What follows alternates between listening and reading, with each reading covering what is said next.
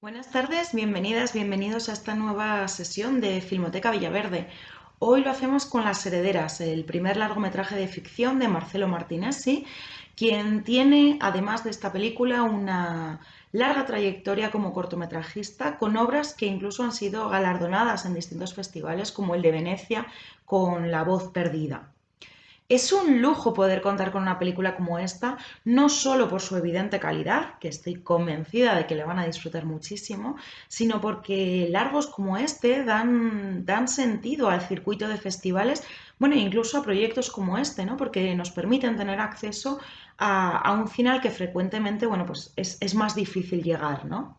En este caso, el cine paraguayo, que es un gran desconocido todavía, no solo en España, sino en Europa, salvo contadas excepciones, quizás como puede ser el thriller Siete Cajas, que también vio la luz fuera de sus fronteras, por estos medios también, ¿no? Por el circuito de festivales.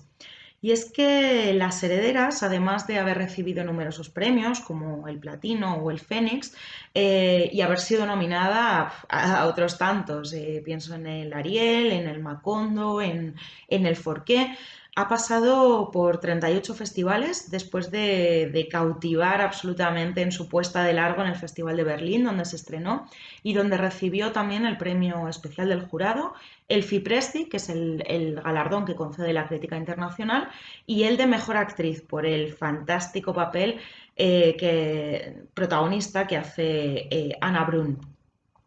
Y esta trayectoria, como digo, es muy importante en múltiples aspectos, en realidad. No solo para dar este acceso, ¿no? Tanto a países iberoamericanos como europeos a una cinematografía más desconocida, sino porque incluso en Paraguay tardó mucho en ser estrenada y en ser valorada. De hecho, su estreno en Latinoamérica fue en el Festival de Cine de Cartagena de Indias, en Colombia, y no fue hasta meses más tarde cuando debutó en Paraguay, donde suscitó una grandísima polémica e incluso se intentó boicotear por los sectores más conservadores de la población paraguaya.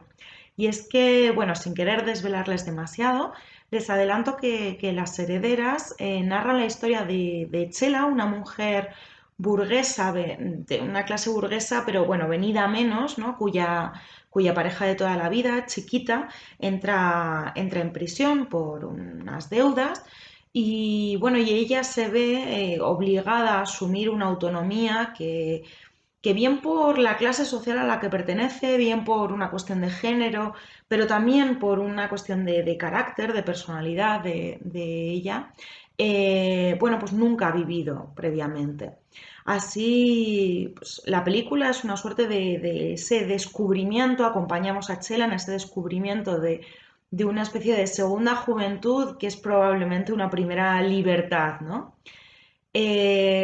Como cuenta el propio director en una entrevista, Paraguay es un país muy conservador, orgulloso de ser el país más católico de Latinoamérica, y el hecho de que se hablara de una pareja de lesbianas, mucho antes incluso de que se viera la película, suscitó mucho rechazo.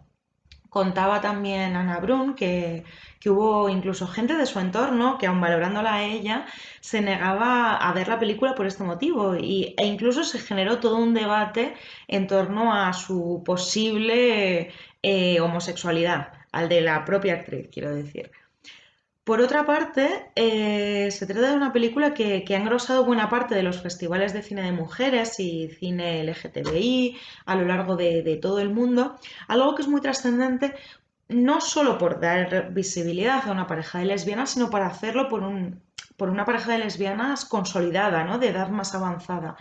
Y es que, bueno, si ya Meryl Streep decía, aunque quizás es una tendencia que por fortuna se ha ido suavizando en los últimos años, que a partir de los 50 pues las actrices ya pasan a un segundo plano, imagínense esto en el cine general, imagínense en aquellas historias que hablan sobre el deseo de mujeres maduras y ya muy especialmente las que abordan el deseo de mujeres maduras lesbianas, ¿no? De hecho, no hay muchas películas que conozcamos, ¿no? Que hablen de este tema. Se me ocurre como excepción, quizás así barriendo un poco para casa, En 80 días, una película vasca que si no han visto les recomiendo porque es una auténtica delicia. Sin embargo, más allá de la cuestión de la orientación sexual de las protagonistas, se entiende que es una película muy incómoda para ciertos sectores sociales de Paraguay porque habla, de hecho principalmente habla de una desigualdad de clase, de la imperancia de la apariencia, del que dirán, ¿no? Y a ese confinamiento al que se ve sometido todo aquello que se sale de unos estándares sociales muy férreos, ¿no? Y muy tradicionales. Y todo esto, bueno, es llevado por el maravillosísimo papel que interpreta Ana Brun como Chela, una actriz amateur que hasta el momento solo había hecho y muy puntualmente teatro, pero en cualquier caso no de manera profesional, pero que aquí está, bueno, la verán, esplendorosa, acompañada de Margarita Irún en el papel de Chiquita, Ana Ivanova como Angie y todo un elenco secundario maravilloso donde incluso hace un cameo la activista Rosa Posa Guinea, integrante de la Asociación Aireana, que aunque aquí en España no es muy conocida, es la principal asociación por los derechos de las lesbianas en Paraguay. Todo este elenco, todas ellas consiguen encarnar, yo diría que la combinación perfecta de intensidad y comedimiento, ¿no? Del que de hecho se hace gala durante toda la película, incluso también con la puesta en escena de la que podremos hablar más adelante. Y es que, como digo, la película va muchísimo más allá de la cuestión de la homosexualidad, pese a que ha sido el principal motivo de polémica, ¿no? Se adentra en el deseo, pero también en el miedo y en la libertad de todas aquellas mujeres que han vivido siempre a la sombra, ¿no? Y además en esa negociación de deseo de libertad, pero el temor que provoca por primera vez verse capaz de llevar una vida más autónoma, ¿no? En cualquier caso, de todo esto hablamos más tarde, ahora no les quiero adelantar nada más. Recordarles que pueden ver la película en el reproductor que tienen justo debajo de esta pantalla, introduciendo la contraseña que les hemos hecho llegar por correo electrónico. Y nada, y después nos vemos aquí en esta misma pantalla, pues si quieren, para que analicemos un poquito la película, en torno a las 8 menos cuarto aproximadamente. De todas maneras, ahora les apuntamos exactamente la hora. Que disfruten mucho de la película.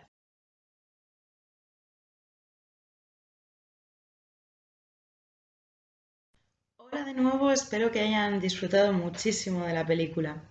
Como habrán podido apreciar, Las Herederas es un largometraje muy valiente en el contexto en el que se produce, ¿no? Sin embargo, toda la polémica que se generó en torno al tema de la homosexualidad pilló por sorpresa auténticamente al director. Y es que Marcelo Martinezzi, quien por cierto, a pesar de ser paraguayo, ha vivido en Londres y aquí en Madrid, donde conoció a la productora de esta película, de hecho, cuenta en una entrevista que ni siquiera pensó que estuviera haciendo una película sobre lesbianismo. Lo que sí que tenía muy claro, y así lo ha demostrado en muchas entrevistas al margen de lo que han podido apreciar en la película, es que está hablando desde el feminismo.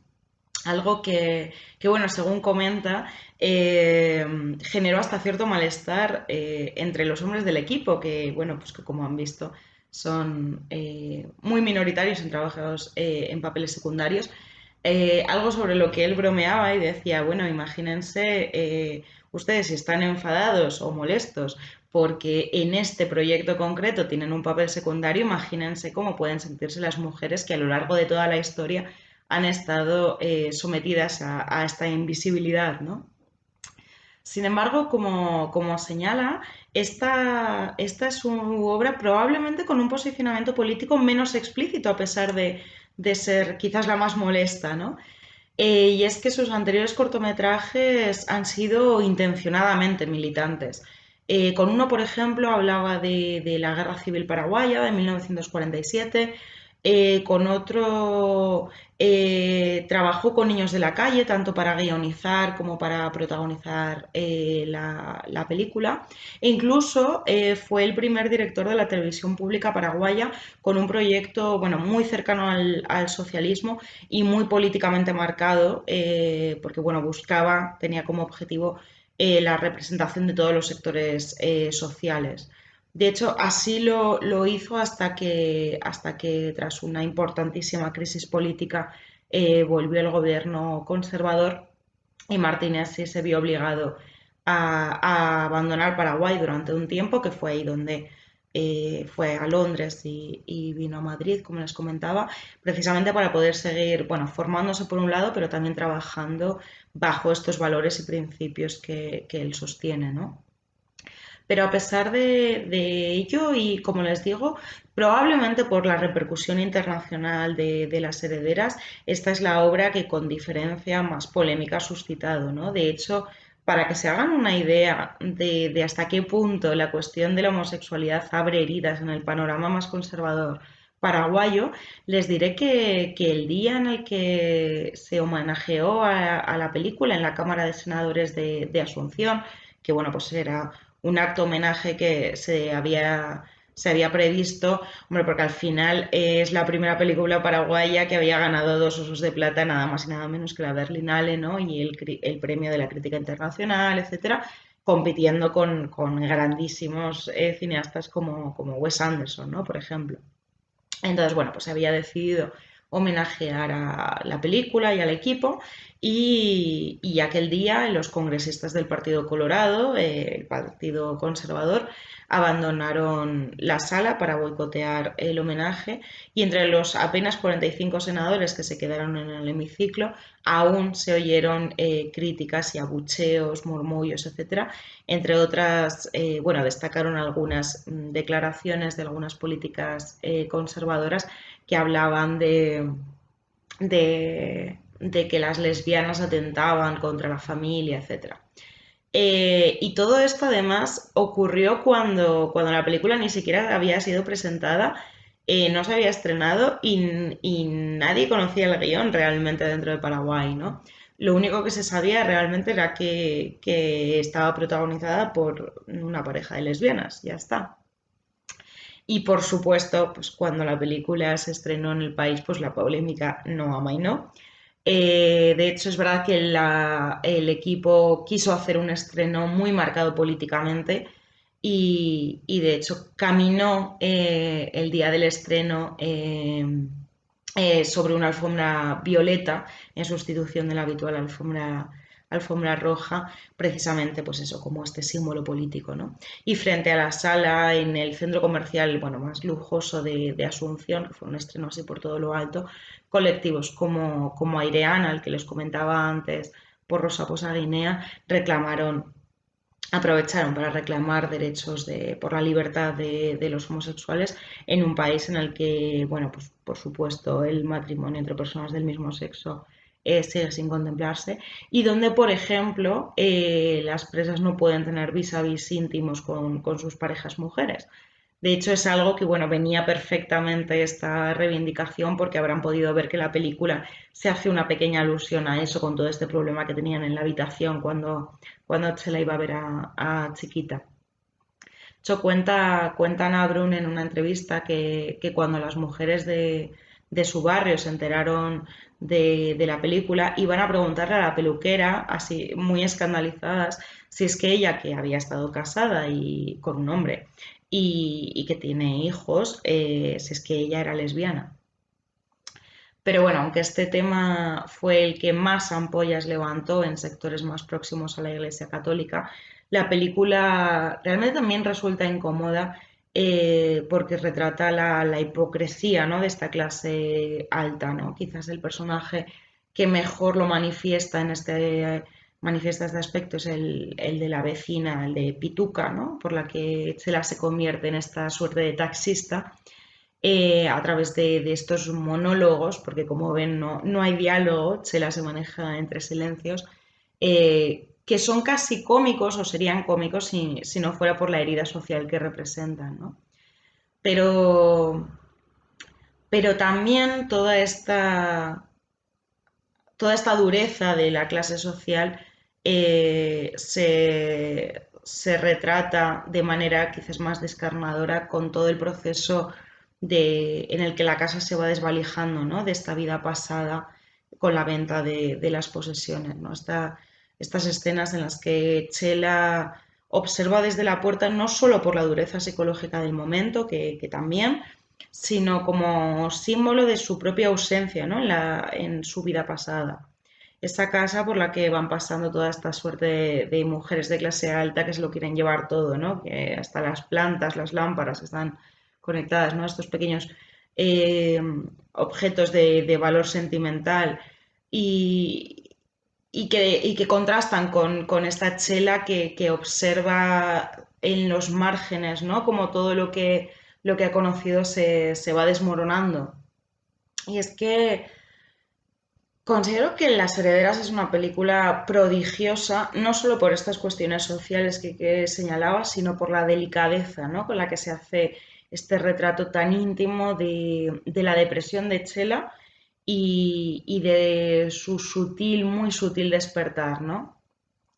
Como digo, se trata de una película de diálogos mínimos en los que nunca se nos da demasiada información, sino que, como habrán visto, vamos completando con pequeñitos retazos qué es lo que está ocurriendo, tanto por fuera, con los motivos de la depresión de Chela, el encarcelamiento de Chiquita, etcétera, como por dentro de la cabeza, ¿no? De la protagonista. Esta decisión además comulga con todos estos desenfoques de estos planos vacíos, los sonidos fuera de campo, habrán visto, ¿no? Que los personajes se van y su voz queda ahí, queda dentro del campo cuando el cuerpo ya ha abandonado la pantalla, que parecen contarnos o querernos contar al menos que la única manera de hablarnos de esta vida incompleta de Chela es precisamente a través de lo incompleto de las escenas en sí, ¿no? Y esto, bueno, quizás se lleva a la última expresión con el final, este final aparentemente abierto, pero al mismo tiempo tan sumamente explícito, ¿no? Este final que podría ser el comienzo de buena parte de estas películas que arrojó el cine feminista en torno a los años 70, ¿no? De la road movie como símbolos de viaje interior, ¿no? Casi podría ser el final de Las Herederas, el comienzo de la película de Cecilia Bartolomé, Vámonos Bárbara, ¿no? Del 78. Y sin embargo, como digo, lo hace con unos códigos y un manejo de los tiempos y de los silencios muy propio del cine iberoamericano contemporáneo, ¿no? Hay ecos, pues pienso, de la película chilena Gloria, de Lelio, también de otras obras de cineastas destacadas, quizás como la argentina Lucrecia Martel, ¿no? Que al final son uno de los grandes referentes de cine feminista en Latinoamérica. A pesar, sin embargo, de todas estas referencias que compartimos además varios críticos e investigadores, el director señala como propias otras que él considera, y aquí discrepo un poco con los términos exclusivamente, lo que él considera cine de mujeres, aquel dirigido por estos cineastas como Todd Haynes, con películas como Safe, con Cassavetes, con Fassbinder, que entiendo, insisto en que la discrepancia es exclusivamente por una cuestión de terminológica, pero bueno, a lo que se refiere efectivamente es él como hombre, director, pues la dirección de estos personajes, esta construcción de personajes tan fuertes, tan complejos, ¿no? Femeninos. Y todo esto, esta rima del cine independiente, al margen de qué país o de qué género o sexo es el director, se encuentra el elemento común probablemente en la construcción de la mirada, ¿no? Y es que lo principal de la trama siempre se comunica a través de esos ojos tan tristes de Chela, ¿no?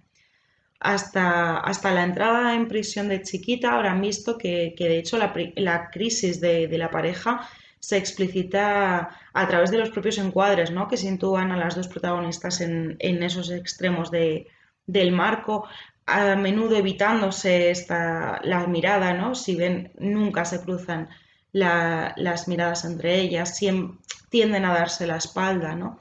Algo que comulga con la fiesta inicial, esta en la que Chela se ve alejada de todas, mientras Chiquita, que es muchísimo más vivaz, ¿no? Parece ajena a la tragedia que están viviendo, que están a punto de vivir, ¿no? De hecho, el juego del trabajo de Chela como taxista o como conductora provoca algo muy similar, ¿no? Y es una lección del trabajo fascinante por dos motivos.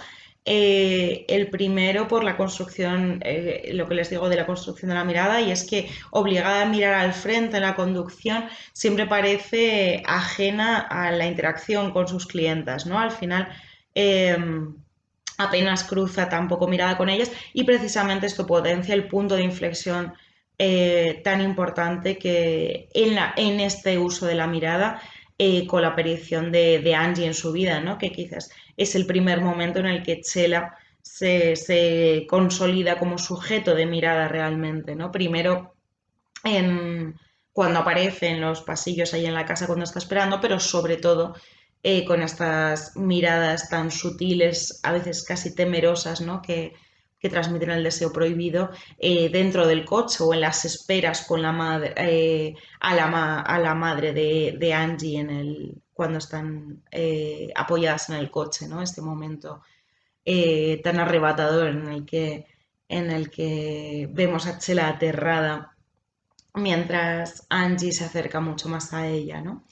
Y decía la importancia de lo del taxi, primero por esto, pero en segundo lugar porque es un símbolo perfecto de cómo Chela va saliendo de esa casa y va adquiriendo autonomía y movilidad en el sentido más sumamente literal del término, pero lo empieza haciendo bajo las órdenes de otros. Al final ella no elige el destino jamás, ¿no? Y esto contrasta perfectamente con este final, ¿no? En el que al final sí que toma las riendas definitivamente de su vida. Es una elección muy, muy inteligente de guión. Y es que, bueno, al final todo esto trasluce que el arco dramático del personaje de Chela, no por sutil, es menos amplio, ¿no? De hecho, a lo largo del film presenciamos toda esta revolución interna, ¿no? De hecho, cuando se le preguntó a Ana Brun sobre el trabajo del personaje, como les he adelantado antes, pues ella, que era una actriz hasta el momento amateur, comentó que, bueno, pues que no le había costado encontrar paralelismos entre la película y su propia vida. Bueno, y ella extrapola y la de mujeres, muchas otras mujeres de su generación. En lo personal, precisamente porque ella estuvo casada con un político opositor al dictador Stroessner y entonces tuvo que vivir con frecuencia en la clandestinidad, escondida o incluso tanto ella como su marido fueron encarcelados en momentos. Entonces, bueno, pues entenderán esta, este pequeño eco autobiográfico que ella puede encontrar en el trabajo para encarnar a Chela, ¿no? Y por otro lado, porque como mujer que ronda los 60 años, ha vivido siempre a la sombra de los hombres, ¿no? Sin sentirse dueña de su propia vida hasta hace muy poco, según cuenta. De hecho, comentaba incluso que la propia participación en la película le ha hecho vivir precisamente una evolución muy parecida a la del personaje, porque hasta entonces, bueno, pues se había sentido muy, muy poco valorada y, de hecho, bueno, narra que cuando se enteró del casting de la película, aunque llevaba mucho tiempo ya alejada del teatro, donde eso solo había hecho pequeños pinitos como afición, decidió, bueno, pues presentarse, pero no tenía preparado absolutamente nada. Pues ella, bueno, pues desconocedora de todo, del mundo de los castings, del cine, etcétera. Y entonces Martínez le pidió que le contara una historia de amor para verla un poco en cámara y ella optó por contar la suya, ¿no? Y bueno, y ahí comenzó todo, ¿no? Porque tanto Martínez como ella pues fueron capaces de entender que había emociones muy paralelas entre actriz y personaje. Y digo que aquí empezó todo, pero empezó con mucho miedo, porque la actriz, que esto lo cuenta Martínez, si no lo cuenta Brun, que es abogada de profesión, tuvo dudas sobre si rodar la película o no por miedo precisamente a perder clientes al interpretar a una lesbiana. E incluso cuando decidió que iba a participar, se planteó hacerlo bajo seudónimo. Inocente ella, pensaba que iba a ser una película muy pequeñita y que si no daba su nombre real, pues nadie tendría por qué enterarse, nadie del entorno tendría por qué enterarse de que la había rodado, ¿no? Eh, claro que le iba a decir que meses más tarde estaría nada más y nada menos que la Berlinale recogiendo un premio. Ahora la actriz cuenta con cierto orgullo la responsabilidad que siente porque a raíz del éxito internacional de la película se ha convertido en un referente en feminismo en su país, ¿no? Al encabezar este elenco eminentemente femenino, ¿no? Eh, y es algo que, bueno, pues que quizás llama la atención que se haya convertido en un referente en feminismo a alguien que en principio pues no, pues que es más mayor, ¿no? No está metida en el mundo del activismo así más joven, ¿no? Y es que hay una cierta brecha generacional bueno, que habrán visto que ya se transmite en la propia película a través del personaje de Angie, ¿no?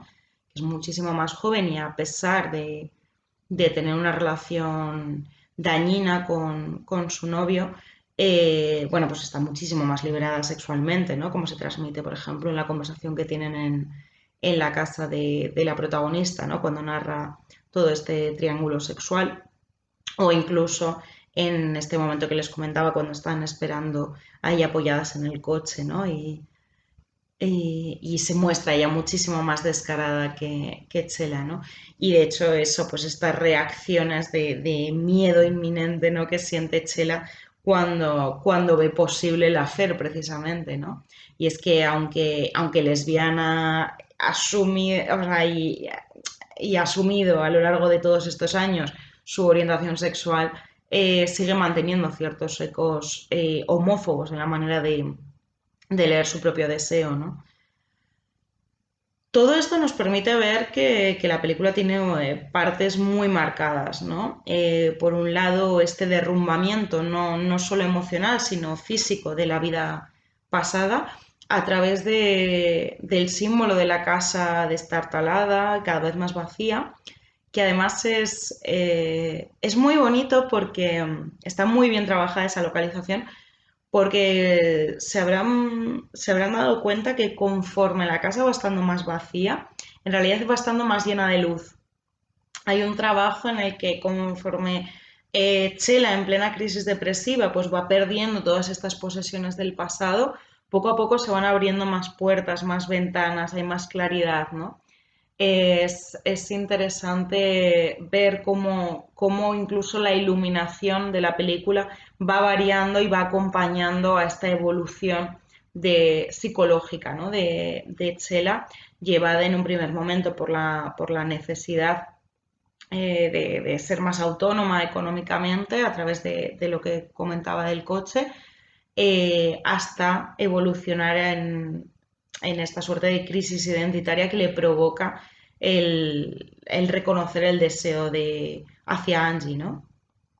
Y todo esto hasta la luminosidad extrema del maravilloso final, que es nuevo comienzo casi en realidad, ¿no? De cuando Chela coge el coche que va a venderse y huye tomando definitivamente las riendas de su vida.